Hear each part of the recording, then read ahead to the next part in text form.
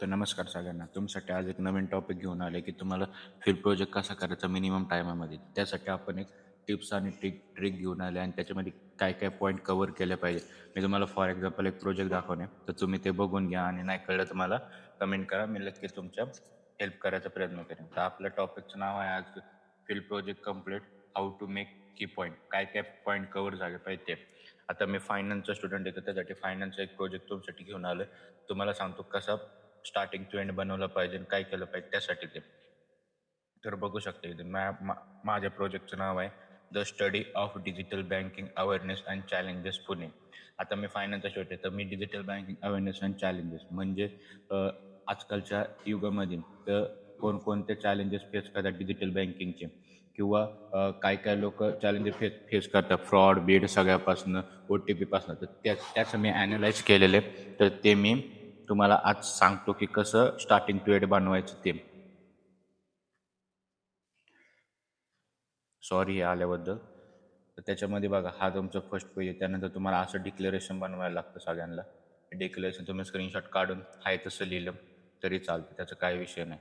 Declaration नंतरच असतं acknowledgement. हे पण तुम्ही आहे तसं स्क्रीनशॉट काढा, फक्त तुमच्या टॉपिकचं नाव टाका आणि एडिट करा आणि लिहून टाका. त्यात काही टेन्शन नाही आहे. नंतर तुम्हाला असा इंडेक्स बनवायला लागतो. आता मी इंडेक्स पेज नंबर 7 ते 16 फक्त टाकले. तुम्ही प्रत्येक पॉईंटचं बनवलं तरी इंडेक्स चालतं, त्याला काही टेन्शन नाही. पण तुमचा टाईम वाढतो आणि ते दिसायला पण बरोबर नसेल म्हणून मी डायरेक्ट असं केलेलं आहे. ते तुम्ही बघून घ्या. त्यानंतर आपलं पहिलं आहे. तर पहिलं कोणतं पण प्रोजेक्टचं करताना पहिले इंट्रोडक्शन तुम्हाला लिहायला लागतं. इंट्रोडक्शन इथं लिहिलेलं आहे. इंट्रोडक्शनमध्ये मी बघा to study of digital banking awareness and challenges हा टॉपिक आहे. त्याच्यावरती मी काय काय स्टडी केलं, सर्वे केल्यानंतर मला काय काय वाटलं, काय काय नाही, मी ते सगळं इथं जवळ-जवळ 2 ते 2.5 पेज लिहिले. तुम्ही पण एवढंच लिहा म्हणजे तुम्हाला एक्सप्लेन करताना माहीत असलं की काही टेन्शन नाही राहत. आता बघा मी इथं काय केलं, कसा सर्व्हे झाला, कोणते लोकं कशाला जास्त फेस करतात डिजिटल बँकिंग चॅलेंजेस तर ते. त्याच्यानंतर मी इथे खाली चार्ट पण केलेला आहे, की नंबर ऑफ केसेस फ्रॉडचे किती आहे, काय झालं आहे आपल्या याच्यामध्ये. ते सगळं मी याच्यामध्ये तुम्हाला सांगितलेलं आहे. ओ-टी-पी वगैरे मी दिलेले OTP fraud, electric fraud, cyber security risk, customer ID, face, OTP मी सगळं हे लिहिलेलं आहे. आता किती आय-सी-आय-सी-आय बँकची किती होतं, काय होतं, कसं काय, ऑनलाईन बँकिंग स्टार्टिंग कधी झाली, कोणी केली डिजिटल बँकिंग चॅलेंजेस, कोणी यू-पी-आय आणलं पहिल्यांदा. हे सगळं मी याच्यात टाकलेलं आहे. हे तुमचं इंट्रोडक्शन झालं. आता इंट्रोडक्शन बघा मीच किती पेज केले तुम्हीच बघू शकता. 1 पेज, 2 पेज, 3 पेज आणि 4 पेज. मी 4 पेज इंट्रोडक्शन केलं. तुम्ही मिनिमम 3 ते 4 केले पाहिजे. आता ते झाल्यानंतर इंट्रोडक्शन झालं, तर तुम्हाला ऑब्जेक्टिव्ह सेट करायला लागतात. ऑब्जेक्टिव्ह सेट करण्यासाठी तुमचा जो टॉपिक आहे तो घ्या. ChatGPTला टाका किंवा तुमचे जे सर असेल त्यांच्याबरोबर डिस्कस करा, की काय ऑब्जेक्टिव्ह घेतले पाहिजे. आता बघा मी ऑब्जेक्टिव्ह घेतले to study the digital banking awareness. आता तुमचं डिजिटल बँकिंग बरोबर अवेअरनेस कसं आहे मी तो पहिलं घेतले. त्यानंतर to analyse the most common fraud type म्हणजे लोक हॅकिंग, आयडेंटिटी थ्रेट आणि ओ टी पी असे लोक फेस करतात की फ्रॉडसाठी. तर ते कोणकोणते फ्रॉड टाईप आहे ते घेतले. नंतर to study of advantage of digital banking, digital बँकिंगचे ॲडव्हान्टेजेस काय ते घेतले आणि कोणकोणते चॅलेंजेस असतात ते घेतले.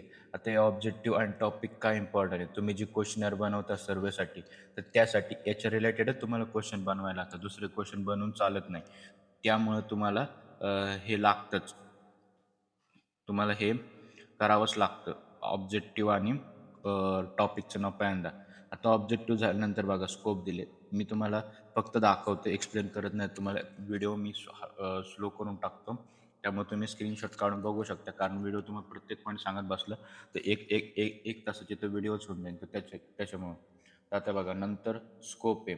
स्कोपमध्ये तुम्ही काय काय स्कोप आहे ते टाकायचे. नंतर आता बघा मी इथं वेगवेगळे पॉईंट टाकले. डिजिटल बँकिंग अवेअरनेसचे स्कोप काय आणि डिजिटल बँकिंग चॅलेंजेसचे स्कोप काय ते मी वेगळे टाकले. तुम्ही असे वेगळे टाकू शकता. त्यानंतर लिमिटेशन ऑफ स्टडी, लिमिटेशन कोणकोणते लिमिटेशन डिजिटल बँकिंगचे कोणते, नंतर चॅलेंजेसचे कोणते ते पण मी दोन्ही वेगळे टाकलेले. त्याच्यानंतर इथं सिग्निफिकंट टाकले डिजिटल बँकिंगचे चॅलेंजेसचं काय काय आहे. तुम्ही कशी कॉस्ट रिड्यूस केली पाहिजे, कसं डिजिटल लिटरसी आणली पाहिजे, नंतर कॉस्ट इफिशियन्सी कशी केली पाहिजे, सेफ्टी अवेअरनेस कसा केला पाहिजे, हे त्याच्यामध्ये पॉईंट कव्हर झाले. त्याच्यानंतर तुमचं हे झालं तर तुम्हाला थर्ड पॉईंट येतो, जे फोर्थ म्हणलं तरी चालेल. की तुम्हाला रिव्ह्यू ऑफ लिटरेचर टाकायला. तर प्रत्येक याच्यामध्ये तुम्हाला रिव्ह्यू ऑफ लिटरेचर हे कंपल्सरीच आहे. मिनिमम तुम्हाला हे रिव्ह्यू ऑफ लिटरेचर 30 पॉईंटचं टाकायचं तुम्ही बघू शकता. आता मी याच्या आधी कोणी पॉईंट रिसर्च केले ते फक्त नाव टाकले, थोडंफार कॉपी केले आणि इथं टाकून दिलेले. तुम्हाला Googleवरती सगळं भेटतं. Googleवरनं एखादं 10-15 इंच असतं PPT ती डाउनलोड करा. त्याच्यामध्ये डायरेक्ट तुम्ही टाकू शकता. आता बघा मी याच्यावरती टाकलेले 23 टाकले, 23 नाही 30 टाकलेले मी शक्यतो. सॉरी 27 टाकलेले बघू शकता मी 27 टाकलेले इथं. तर ते झालं रिव्ह्यू ऑफ लिटरेचर. आधी कोणी काय केलं, कसं काय नाही ते रिसर्च केले. आता ते झालं. तुम्हाला मी जेव्हा व्हिडिओ बनवला तेव्हा पण सांगितलं रिसर्च मेथडॉलॉजी. आता तुम्ही जो सर्व्हे केलाय, तो सर्व्हे केल्यानंतर तुम्हाला डेटा भेटला. त्या डेटा तुम्ही ॲनलाईज केलं. तुम्हाला BRMमध्ये सब्जेक्ट आहे. आता बघा रिसर्च मेथडॉलॉजी.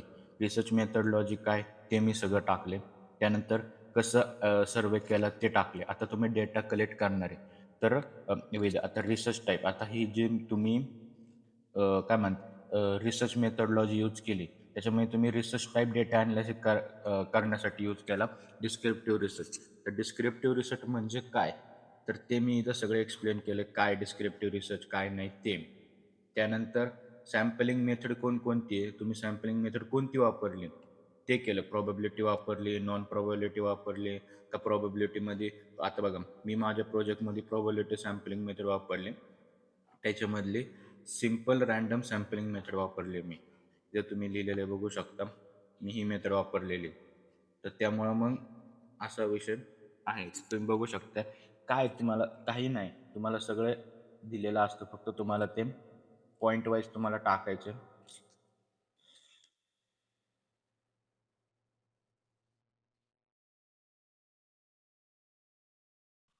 सॉरी ते मध्ये-मध्ये येतंय म्हणून. तर तुम्ही हे बघितलं. तर तुम्ही डेटा कलेक्ट करणार आहे. आता बघा data collect data collection of method ते इथं आहेच. त्याच्या आधी तुम्ही सॅम्पलिंग साईज किती जणांचा सर्व्हे केलाय, किती तुम्ही डेटा रेकॉर्ड केलाय, तर ते येतं सॅम्पलिंग साईजमध्ये. आता बघा तुम्ही केलाय 100 जणांचा सर्व्हे. तुम्हाला सांगितलं कॉलेजमध्ये 100 जणांचा, मग इथे 100 जणांचं आलं. ओके. त्याच्यानंतर डेटा कलेक्शन मेथड कोणकोणते डेटा कलेक्शन मेथड तुम्ही वापरता? त्याच्यामध्ये 2 आहे, प्रायमरी आणि सेकंडरी. आता बघा तुम्हाला मी खाली दाखवतो. मी पॉइंट वाईज केलेले. डेटा कलेक्शन मेथड मी वापरली प्रायमरी आणि सेकंडरी. प्रायमरी म्हणजे काय की ती फर्स्ट हँडेड असते की त्याचा डेटा तुम्हाला पहिल्यांदाच भेटतो. सेकंड हँडेड म्हणजे सेकंडरी डेटा म्हणजे त्याच्या आधी सर्व्हे झालेला असतो. आधी त्याची इन्फॉर्मेशन तुम्ही त्याच्यावरती अॅनलाइज करून तुम्ही रिझल्ट काढतात. तर प्रायमरी डेटामध्ये काय येतं, सर्व्हे येतं, ऑब्झर्वेशन येतं, क्वेश्चनर येते बरोबर. आणि सेकंडरी डेटामध्ये काय येतं, वेबसाईट येते, जनरल आर्टिकल येतं, हिस्टॉरिकल डेटा येतो, रिसर्च पेपर येतो आणि इंटरनेट आपण इंटरनेटवरनं घेतो ते येतं. असे हे प्रायमरी आणि सेकंडरी डेटा आहे. प्रायमरी सेकंडरी डेटा म्हणजे काय, परत तुम्ही काय असतो प्रायमरी डेटा, काय असतो सेकंडरी डेटा, मी ते पण एक्सप्लेन केलेलं आहे. तुम्ही हे जेवढं डीपमध्ये एक्सप्लेन करशाल तेवढं तुम्हाला जे एक्सटर्नल असतात आणि जे इंटर्नल असतात ते तुम्हाला विचारणार पण नाही एवढं की काय म्हणजे त्यांना कळतं की तुम्हाला माहिती. बघा मी आता वरती टाकलं पण मी खाली पण टाकले की काय प्रायमरी डेटा आहे, कोणकोणतं वापरलं मी, सेकंडरी डेटा कोणकोणता वापरला, काय काय केलं, ते मी सगळं टाकलेलं आहे. ओके. तर त्याच्यानंतर हे टाकलं तरी चालेल, नाही टाकलं तरी चालेल, काय विषय नाही. त्यानंतर सगळ्यात महत्त्वाचं पॉईंट हा आहे की 4 ते 5 नंबरचा की डेटा ॲनालिसिस आणि इंटरप्रिटेशन. आता तुम्ही डेटा केलाय, आता तुम्हाला मी क्वेश्चनर बनवलेली तुम्हाला खाली गेल्यावरती दाखवतो मी क्वेश्चनर. थांबा तुम्हाला आत्ताच दाखवतो क्वेश्चनर बनवलेले मी.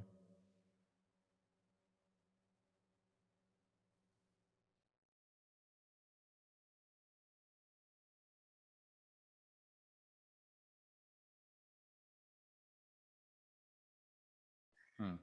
तर बघू शकता बघा मी क्वेश्चनर बनवलेली आहे. ही क्वेश्चनर म्हणजे नेम, मोबाईल नंबर, कोणता जेंडर आहे ते. आता बघा मी जवळ-जवळ 15 क्वेश्चन बनवले होते. 13 हां, 13 क्वेश्चन बनवले. तुम्ही मिनिमम 15 ते 20 क्वेश्चन लागतात, की कसे क्वेश्चन बनवले पाहिजे, काय केलं पाहिजे. तुम्हाला याच्यामध्ये बघून नक्कीच कळेल. नाही कळलं तर मला मेसेज करा, मी तुम्हाला सांगेन. आता बघा डिजिटल बँकिंगचं कोण-कोण ऑनलाईन वापरतं, तुम्ही एज किती, तुम्ही कोणत्या एजपासून वापरता, तुम्ही दिवसाला किती ट्रान्झॅक्शन करता, तुम्ही कोणकोणते फ्रॉड फेस केले, तुम्ही डिजिटल बँकिंग कोणत्या सर्व्हिस वापरतात, नंतर तुम्हाला बेनिफिट काय आहे डिजिटल बँकिंगचे, तुम्हाला डेली पर डे किती ट्रान्झॅक्शन देतं डिजिटल बँकिंग, तुम्ही डिजिटल बँकिंग यूज करतात का नाही, तुम्ही कोणते फ्रॉड केले का नाही, तरी फेस केलं आहे का नाही. त्याच्यानंतर डिजिटल बँकिंगला तुम्ही म्हणजे बघितलं नाही फ्रॉड फेस केलं आहे का नाही तेच. त्याच्यानंतर तुम्ही डिजिटल बँकिंग डेली वापरतात, कधी वापरतात आणि त्याच्यानंतर तुम्ही कोणती बँक वापरतात. ते असे क्वेश्चन बनवले होते. ते आता माझ्या याच्यावरती ऑब्जेक्टिव्ह आणि टॉपिकवरती मी क्वेश्चन बनवले होते. आता बघा ते क्वेश्चन बनवले, ते इथे टाकले. रिस्पॉन्स नंबर किती येते? आता मी जे हा चार्ट बनवला, हा चार्ट तुम्ही Google फॉर्म बनवला तर त्याच्यामध्ये हा चार्ट येऊन जातो. पण हा चार्ट डायरेक्ट नका टाकू. इथे टाइप करून मग तो चार्ट टाका. त्यानंतर किती रिस्पॉन्स, काय, कसं, काय सगळं टाकलं. किती पर्सेंटेज आले ते पण टाकले आणि याच्यावरनं माझं इंटरप्रिटेशन काय ते मी लिहिले. प्रत्येकाचं इंटरप्रिटेशन लिहिलं तुम्हाला हे कंपल्सरीच असतं. बघा इंटरप्रिटेशन लिहिले. असे प्रत्येक क्वेश्चनचं करायचं. आता सेकंड क्वेश्चन आहे त्याचे काय उत्तर आलं ते. लोकांनी काय काय रिस्पॉन्स दिले ते केलं. त्यानंतर त्याचं इंटरप्रिटेशन लिहिलं. त्याच्यानंतर परत अजून सगळ्या क्वेश्चनचं करायचं आणि ते क्वेश्चन करून झाल्यानंतर बघा तुम्ही आणि सेमच चार्ट ठेवा. वेगवेगळे चार्ट घेऊ नका कारण ते दिसायला तुम्हाला प्रिंट काढल्यानंतर ते लय वेगळं वाटतं आणि दिसत पण बरोबर नाही. हे झालं. त्याच्यानंतर बघा हे लास्टचं पण सेम आहे. WhatsApp किती जण यूज करतात ते पर्सेंटेज काढलं, ते इथे टाकले आणि झालं. आता तुम्ही म्हणशाल इथं 42 रिस्पॉन्स आहे, 43% की 58 आणि 57 का आलं. ते पॉईंटमध्ये आलं होतं म्हणून मी ते ॲडजस्ट करून इथं केलेलं. तुम्ही पण ॲडजस्ट करू शकता. पण तुम्हाला ते सांगता आलं पाहिजे, दुसरं काही नाही आहे. इंटरप्रिटेशन पण लिहिलं. त्यानंतर लास्टचा पॉईंट असतो, सेकंड लास्ट पॉईंट तुम्हाला फाइंडिंग, सजेशन अँड कन्क्लुजन असतं तुम्हाला. तर तुम्ही काय फाइंडिंग केलं ते तुमच्या आता बघा मी इथं क्वेश्चनर बनवले. क्वेश्चनवरनं मी काय फाइंडिंग केलं ते प्रत्येकाचं लिहिलं. तुमचे जेवढे क्वेश्चन असतील तेवढे तुम्हाला फाइंडिंग लिहायला लागतील. नाही लिहिले तेवढे तरी तुम्हाला मिनिमम 10 ते फाइंडिंग पॉईंट वाईज लिहायला लागतील की तुम्ही काय फाइंड केलं ते. बघा प्रत्येक क्वेश्चनची इथं फाइंडिंग लिहिलेलं आहे. ते फाइंडिंग झाल्यानंतर की इश्यू काय काय आले मी ते पण लिहिलेले. लोकांना की इश्यू काय काय आले ते. नंतर की इश्यू झाल्यानंतर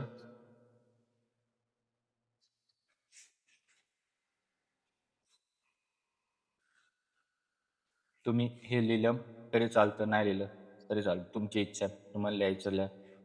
थ्रेट थ्रेट तुम्हाला हे लिहावंच लागतं. काय काय ऑपॉर्च्युनिटी, फाइंडिंग, सजेशन, कन्क्लुजन हे पण लिहिलं तरी चालतं. तुम्हाला आलं तर लिहा, नाही लिहिलं तर नका लिहू. पण तुम्हाला फाइंडिंग, सजेशन आणि कन्क्लुजन हे तिन्ही पॉईंट कव्हरच झाले पाहिजे. सजेशन मी जो सर्व्हे केला त्याच्यामध्ये मी काय हे केलं, लोकांना सजेस्ट केलं, तुम्हाला ते पण इथं लिहायला लागतं. तुम्ही काय सर्व्हे केला, काय डेटा अॅनलाईज केला, पुढं काय लोकं कशाला फ्रॉडमध्ये बघताय, काय नाही, ते सगळं अॅनलाईज करून मी इथं सजेशन दिले. बघा सजेशन पण मी लिहिले आणि नंतर कन्क्लुजन लिहिलं. तर असा आपण बनवतो आणि त्याच्यानंतर लास्टला तुम्हाला एक अनेक्चर लावावं लागतं. अनेक्चर म्हणजे तुम्ही आता याच्या आधी मी तुम्हाला दाखवली क्वेश्चनर तुम्ही बनवली, ती तुम्हाला इथं सगळे फिल करायला लागते. ही क्वेश्चनर झाली.